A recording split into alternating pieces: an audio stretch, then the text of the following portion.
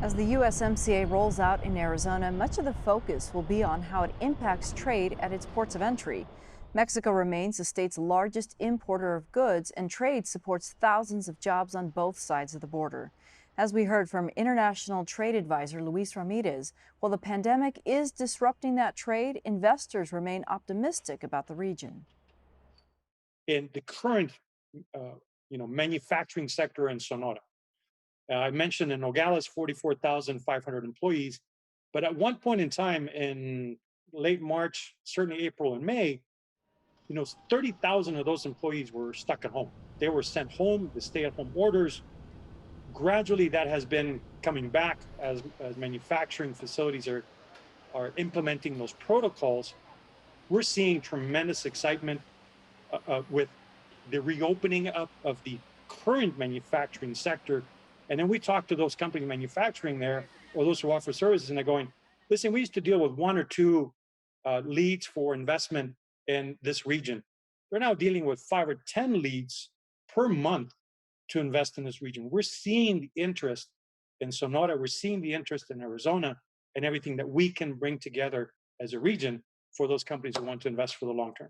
USMCA talks about things like labor, the environment. Is Mexico prepared to step up in that respect? They've been taking the right steps. And in fact, if you recall back in March, February, March timeframe, there was a lot of discussion about had Mexico implemented the necessary labor reforms that were part of the condition for US and Canada to sign on to the agreement.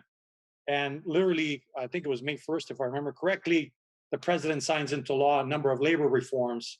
In addition, there are additional provisions that are being adopted or considered by the Mexican Senate as we speak. So I think they will be there for the most part. They already are, from an implementation perspective. And in reality, if they had not been ready, then none of the three countries would have been able to say that July 1st is the implementation date.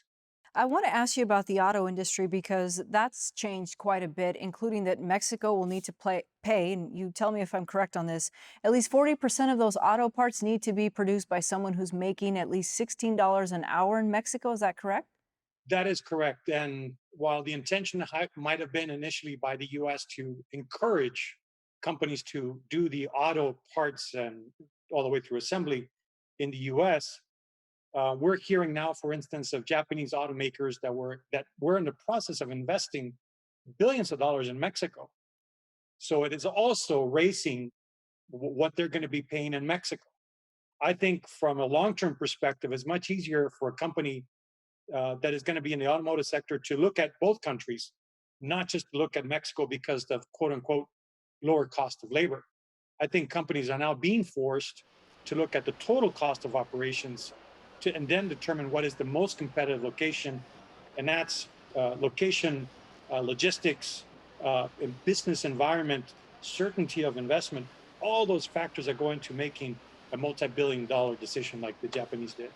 How important is this relationship between Mexico and Arizona? I recognize you've consulted on both sides of the border. We've invested substantially in our infrastructure.